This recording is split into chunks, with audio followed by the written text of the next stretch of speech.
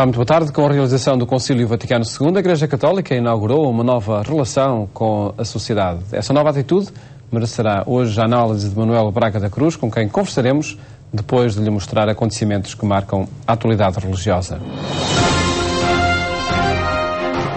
Muitas crianças com dificuldades psicossociais viajaram de comboio de Milão até ao Vaticano para estar com o Papa. No domingo, na oração do Ângelus, Francisco evocou a figura de São João Batista.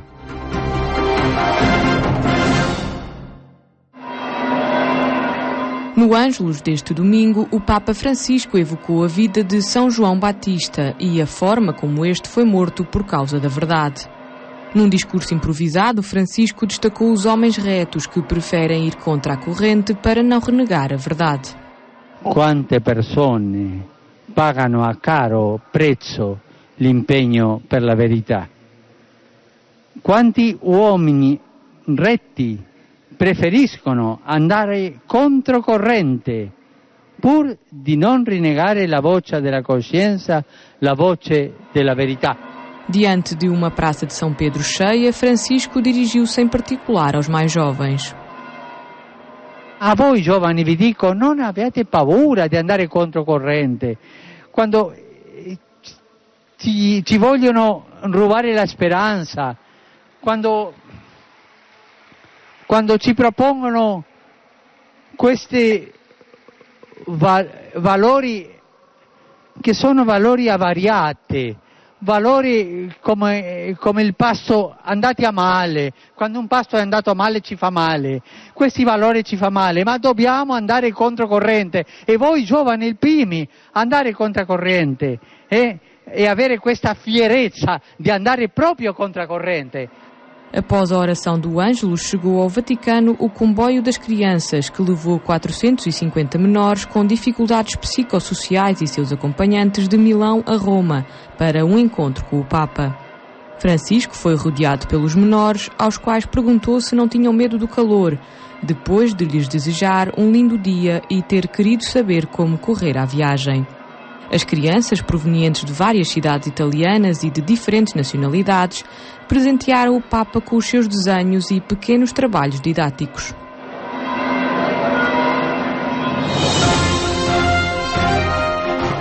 Dom Manuel Clemente apelou à união da sociedade portuguesa em tempos de crise. Foi no primeiro encontro com os jornalistas enquanto presidente da Conferência Episcopal Portuguesa.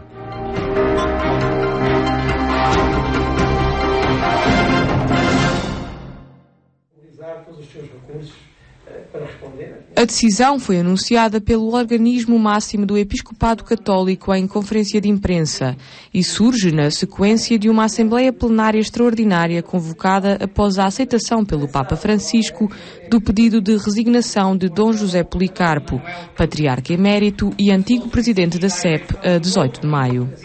Dom Manuel Clemente, que se prepara para tomar posse do Patriarcado de Lisboa, enaltece a importância do trabalho conjunto das dioceses portuguesas nos tempos atuais.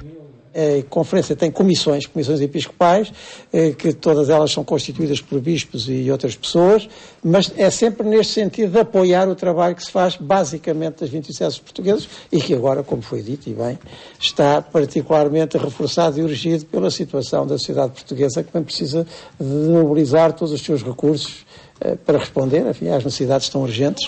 O presidente da Conferência Episcopal Portuguesa e novo patriarca de Lisboa encara com simplicidade a dupla responsabilidade que agora assume. Ser bispo do Porto já era uma coisa complicada. Como ser bispo de qualquer diocese em Portugal. De maneira que eu dá-me ideia, eu sou do António Marco, talvez corrobore isto que eu vou dizer, é quando nós já estamos, digamos, habituados a ter grandes responsabilidades em cima de nós, não digo mais uma ou menos uma, tanto faz, mas enfim, já estamos num platô em que essas coisas se vão levando com uma certa naturalidade, porque cada um de nós pode o que pode, e no meu caso não posso muito, mas enfim, são coisas que têm que ser providas e olha, já que os outros nos incumbem disto, vamos para a frente com a naturalidade possível. É com esse espírito. De saída da Conferência Episcopal Portuguesa, à qual presidiu nos últimos 3 anos, Dom José Policarpo não foi esquecido pelos bispos portugueses. Na conclusão da sua missão como Patriarca de Lisboa e Presidente da Conferência Episcopal, os bispos de Portugal louvam a Deus e agradecem de coração por todo o bem feito à Igreja em Portugal, na fidelidade a Cristo e ao serviço de todos.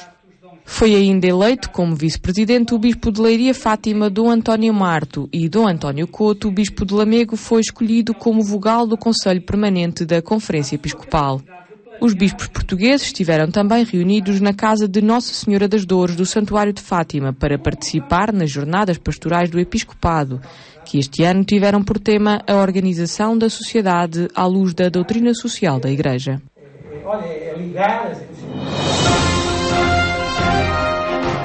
É bispo há 25 anos e foi responsável pela Igreja no Algarve durante 16 anos. Com toda a diocese, celebrou os 25 anos de ministério episcopal.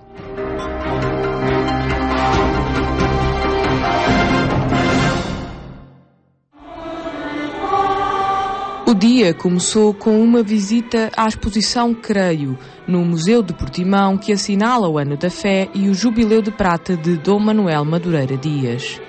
Mas o momento mais marcante foi a celebração eucarística na Igreja Matriz de Portimão, que foi pequena para tantos fiéis que quiseram marcar presença nesta homenagem ao seu bispo emérito. Fazendo uma retrospectiva dos já 25 anos como bispo, Dom Manuel Madureira lembra os 16 anos à frente da Diocese do Algarve. Foram 16 anos loucos, diríamos assim, de correria, de andar de lado para lado, sobretudo nas visitas pastorais, muito trabalho, porque poucos sacerdotes e muitas vezes era preciso substituí-los, mas enfim, estou satisfeito. Pelo menos acho que fiz aquilo que na altura me parecia ser o melhor. Dom Manuel Madureira Dias, natural de Sinfães, diocese de Lamego, foi ordenado sacerdote a 25 de junho de 1961 e bispo a 19 de junho de 1988. Nomeado bispo do Algarve a 21 de abril de 1988, entrou na diocese a 10 de julho do mesmo ano, tendo permanecido no cargo durante 16 anos. No dia 22 de abril de 2004, o Papa João Paulo II aceitou o seu pedido de resignação, nomeando para seu sucessor o atual bispo do Algarve, Dom Manuel Quintas.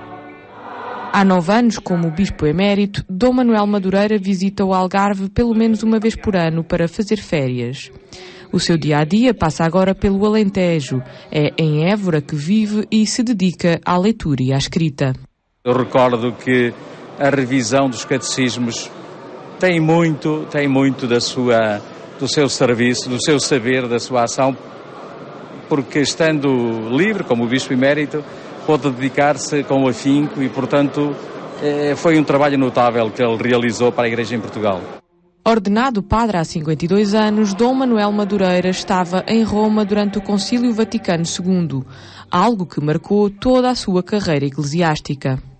Foi importantíssimo, isso sem dúvida nenhuma, e se não fosse aquilo que eu fui captando do concílio, que vivi por dentro, de certa maneira, porque estava em Roma nessa altura a estudar, eu não teria, talvez em muitas circunstâncias, inspiração ou uma sugestão ou um elemento formativo capaz de me dar iniciativa de determinadas atividades que empreendi.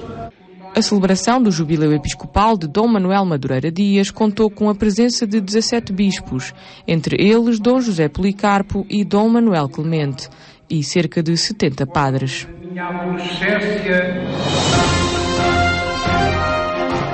Aproximam-se os dias para a Jornada Mundial da Juventude no Rio de Janeiro. Entre os participantes crescem as expectativas para o encontro dos jovens de todo o mundo com o Papa.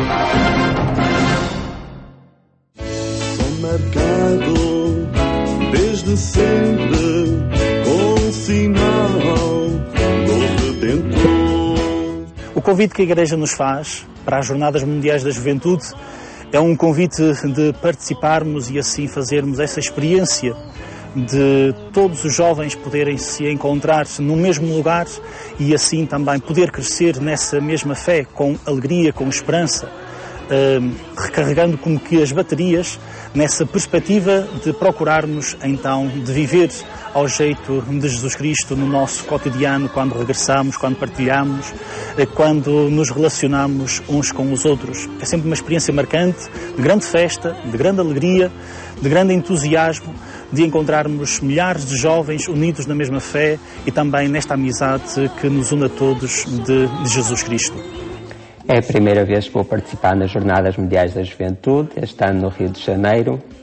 Uma grande experiência com vários jovens de todo o mundo, onde espero enriquecer mais a minha fé, ir ao encontro das grandes expectativas do Papa Francisco para a Igreja atual e no mundo, onde iremos então celebrar este grande acontecimento a nível mundial da nossa fé, com muitos jovens e com muita alegria e boa disposição. Espero encontrar-vos lá a todos. Sejam missionários, nos convida. Notícias que estão em atualização permanente em agência.eclésia.pt. Agora espaço para conteúdos do Concílio Vaticano II.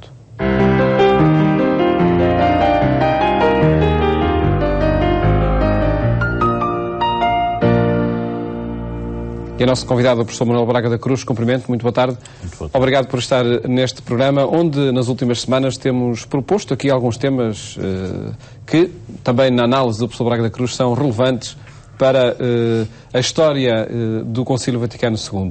Hoje analisamos esta nova relação com o mundo. Que atitude foi esta que se inaugurou há 50 anos?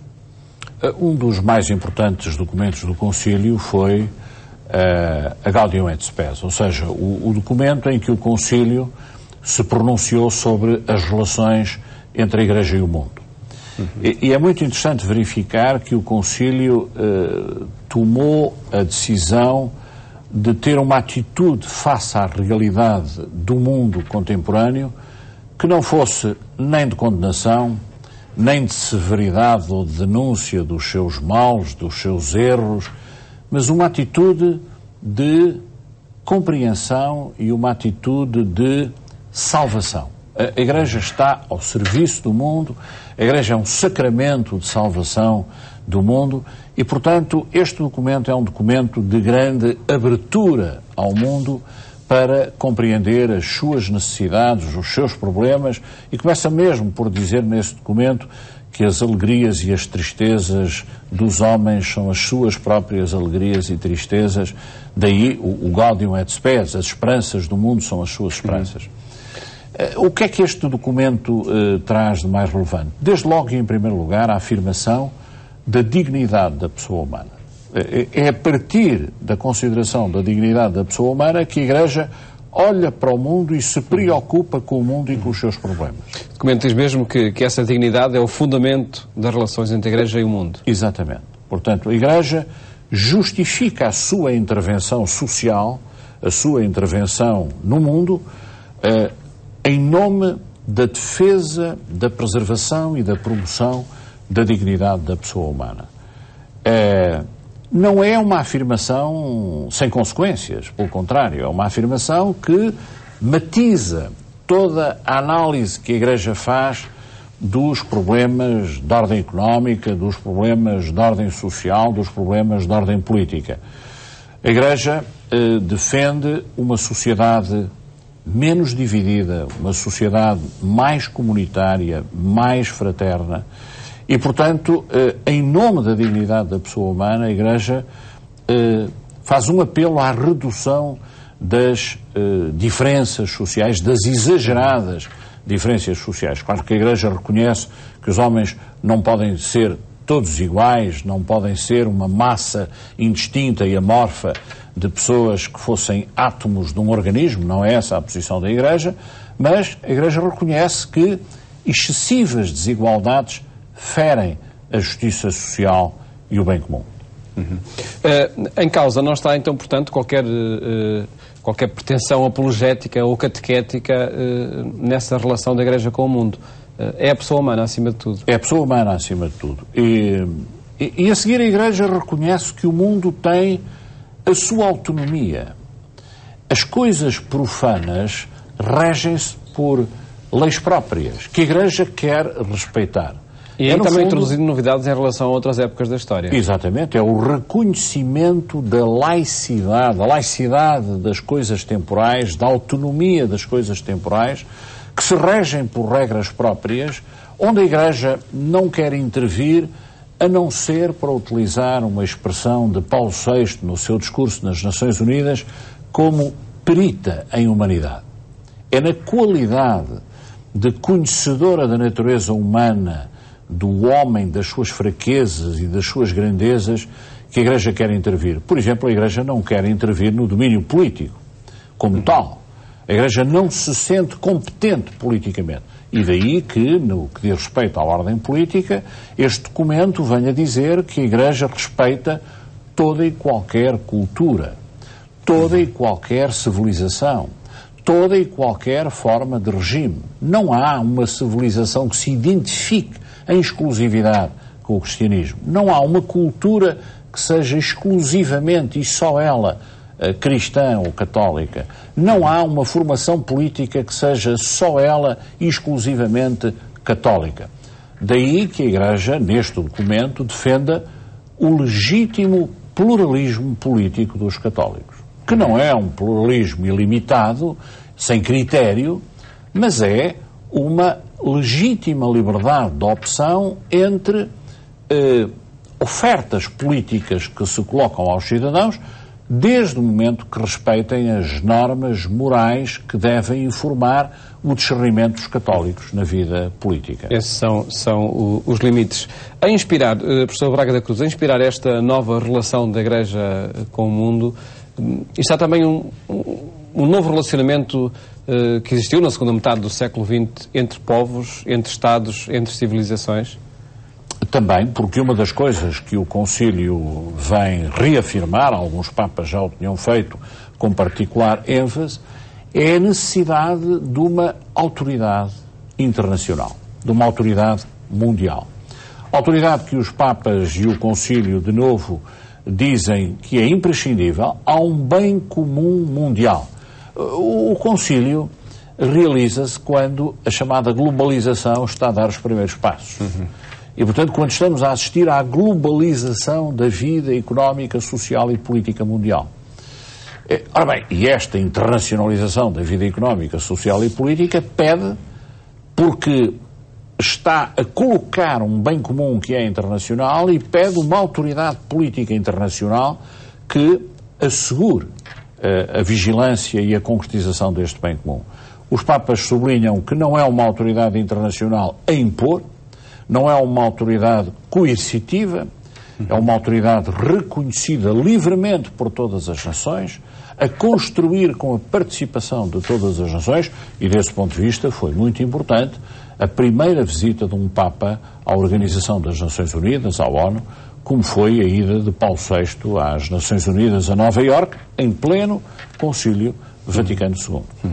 Um pontificado, sem dúvida, determinante para muito as conclusões deste É claro que o Concílio faz também, do ponto de vista político, uma reforma muito importante. É que põe termo, como desidrato, como orientação, à confessionalização da política. Desde a Segunda Guerra Mundial, que nós tínhamos vindo a assistir, por razões muito conjunturais, históricas, ao surgimento de partidos de inspiração cristã, de designação confessional cristã, os chamados partidos democratas cristãos, que apareceram na Áustria, na Alemanha, na França, na Itália e em muitos outros países, na França.